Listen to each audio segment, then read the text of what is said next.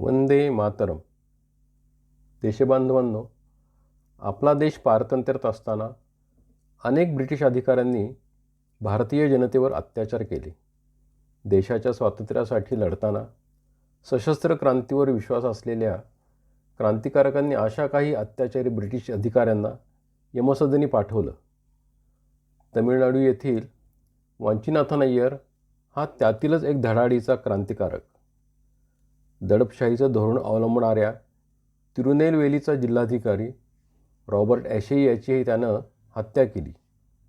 मातृभूमीसाठी वयाच्या ऐन 25शीत हे कार्य करून त्यानं स्वतःचंही जीवन संपवलं. या भागात ऐकूयात धाडसी क्रांतीवीर वांचीनाथनची कहाणी. तमिळनाडूतून शेनकोताई येथे रघुपती अय्यर आणि रुक्मिणी अम्मल यांच्या पोटी 1886मध्ये वांचीनाथन याचा जन्म झाला. त्याचं खरं नाव शंकरन होतं, मात्र तो सर्वांना वांची या नावानं परिचित होता. शेनकोताई येथेच त्याने शालेय शिक्षण पूर्ण केलं. त्यानंतर तिरुवनंतपुरम येथील मुलम तिरुनल महाराजा महाविद्यालयातून MAची पदवी प्राप्त केली. त्यावेळी देशातील अन्य राज्यांप्रमाणेच तमिळनाडूतही क्रांतीचं वारं वाहत होतं. ब्रिटिश अधिकारी रॉबर्ट ॲशे, जो दोराई या नावानं ओळखला जात होता, तो तिरुनेलवेलीचा तत्कालीन जिल्हाधिकारी होता. स्वदेशी जहाज कंपनी बंद पाडण्यास तसंच क्रांतिकारक चिदंबरम पिल्लई यांना तुरुंगात डांबण्यास ॲशे कारणीभूत होता. तुरुंगात पिल्लई यांच्यावर होत असलेल्या अत्याचारांची माहिती ऐकून तमिळनाडूतील देशभक्त तरुणांमध्ये संताप व्यक्त केला जात होता. त्याच काळात क्रांतिकारक नीलकंठ ब्रह्मचारी यांची अभिनव भारत समाज ही गुप्त क्रांतिकारी संघटना तमिळनाडूत कार्यरत होती. सशस्त्र क्रांतीसाठी संघटनेच्या वतीनं देशभक्त तरुणांना प्रशिक्षण दिलं जात होतं. क्रांतीसाठी ब्रह्मचारी हे भारत भ्रमण करत होते. ते तमिळनाडूत नसताना काही उत्साही तरुण ॲशेच्या हत्येसाठी पेटून उठले होते. त्यातच वांची हा एक होता. त्याच सुमारास विनायकराव सावरकर यांना ब्रिटिशांनी अटक केल्यावर तमिळनाडूतीलच क्रांतिकारक VVS अय्यर हे पॉंडिचेरीत होते. इंग्लंडमध्ये असतानाच ते सावरकर यांच्या अभिनव भारतचे सदस्य झाले होते. वनविभागात नोकरी करणाऱ्या वांची यानं 3 महिन्यांची सुट्टी घेतली होती. तो थेट पॉंडिचेरीत गेला आणि त्यानं अय्यर यांची भेट घेतली. त्यांनी वांचीला पिस्तूल चालवण्याचं प्रशिक्षण दिलं. तो उत्तम नेमबाज बनल्याची खात्री झाल्यावर त्यांनी त्याला एक फ्रेंच पिस्तूलही दिलं. 17 जून 1911 या दिवशी जिल्हाधिकारी ॲशे हा आराम करण्यासाठी थंड हवेच्या ठिकाणी तमिळनाडूतील मणियाची मार्गे जाणार असल्याची माहिती वांची याला मिळाली.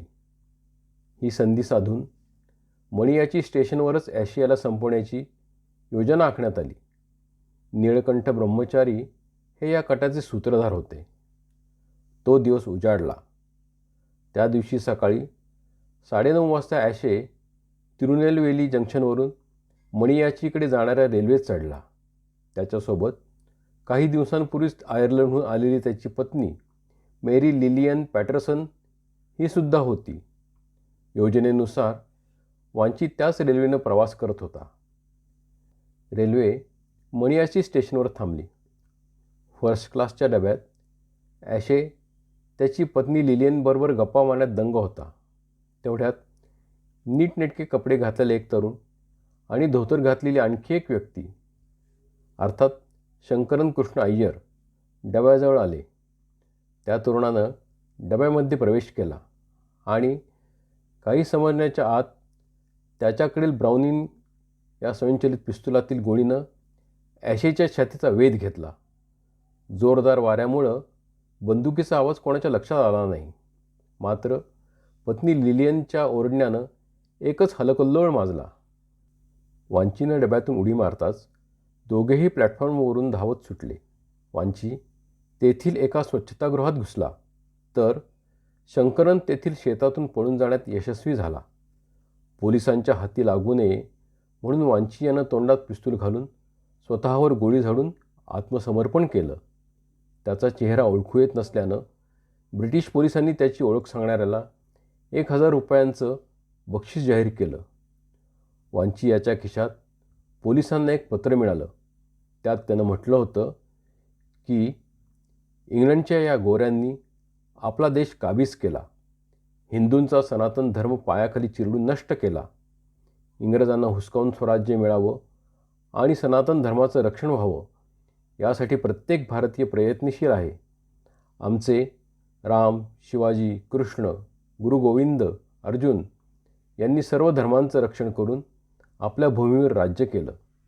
या पृथ्वीवर ते गोरे गोमांस भक्षक असलेल्या 5व्या जॉर्जचा राज्याभिषेक करण्याच्या तयारीत आहेत. 5वा जॉर्ज आमच्या भूमीवर पाऊल ठेवताच त्याला ठार मारण्याची शपथ 3,000 जणांनी घेतली आहे. माझ्या उद्दिष्टांची जाणीव इतरांना व्हावी म्हणून मी आज हे कार्य केलं आहे. भारतातील प्रत्येकानं हे आपलं कर्तव्य समजलं पाहिजे. वंदे मातरम, वंदे मातरम, वंदे मातरम. पत्रातील मजकुरावरून ही हत्या राजकीय असल्याचं पोलिसांना स्पष्ट झालं. मात्र या घटनेमुळं ब्रिटिश अधिकाऱ्यांमध्ये घबराट निर्माण झाली होती. अशी याची हत्या ही जॉर्जच्या आगामी राज्याभिषेकाच्या निषेधाचे संकेत देत होती. भारत माता की जय.